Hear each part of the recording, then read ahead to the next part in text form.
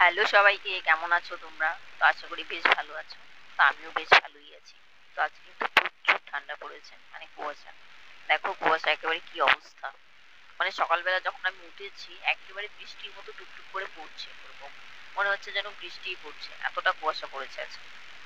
তো বাইরে বেরিয়ে দেখি অবস্থা একেবারে, মানে কি বলবো, খুবই কুয়াশা পড়েছে। তো দেখো মানে একটু দূরেই দেখা যাচ্ছে না। এই তো বাইরের অবস্থা। বেশি কুয়াশা পড়েছে বলে হ্যাঁ ফোনে যদিও বোঝা যাচ্ছে না। তো একেবারে সকালে উঠেছি।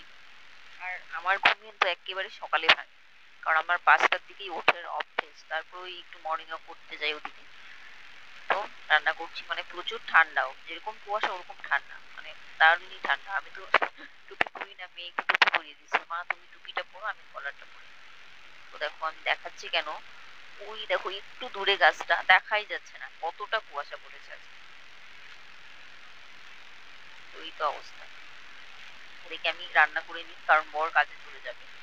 তো খুব তাড়াতাড়ি রান্না করে নেবো। আর একদম একটাই সবজি রান্না করবো এখন, আর কিছু রান্না করবো না।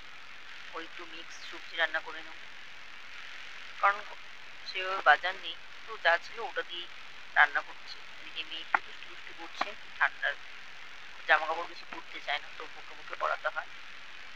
আর এই যে রান্না করতে করতেই আমার পুচকু চলে এসেছে, মা দিয়ে গেল যে নিয়ে ওকে খাইয়ে দিচ্ছি, দিয়ে চলে যায়। তো আমি রান্না করছি, ওকে কোলে নিয়েই রান্না করতে হবে। আর ও না আমার কাছে আসলে আমি বুঝি না আর কারো কাছে যেতেই চায়। মানে এত যে আমাকে, মানে ওর পছন্দ, সব সময় যেন মানির কাছেই থাকবে। মানে বলে না মায়ের থেকে মাসির দরদ বেশি, ওর হচ্ছে এই অবস্থা। মানে মাসির দরদটা সত্যি ওর একটু বেশি, মাসিকে না দেখলেই কান্না। ওই যে আদর করে দিল, হয়তো মেয়েও দিল, ওটা হচ্ছে বেশি আদর, মানে অনেকক্ষণ পরে এসেছে ওর জন্য। আর এত ঠান্ডা, ওর জন্য ওকে তোলা হয় না। ও তো সেই 3টের থেকেই জাগনা থাকে, 3টে 4টে ওর ঘুম ভাঙে।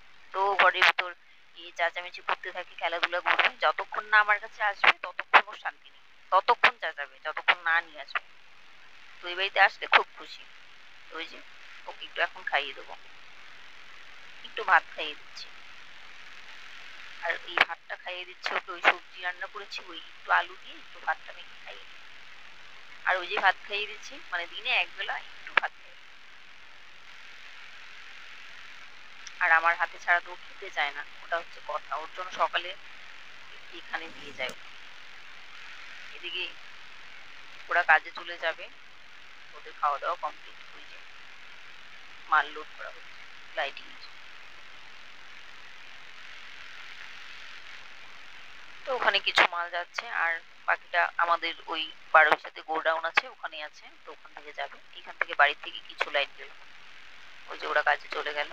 তা এখন ওই যে আমি তো ওর বডি গার্ড, সারাদিন ওকে দেখাই আমার কাজটা। ওই যে দুষ্টুটা, দেখো কতটা বিচ্ছু।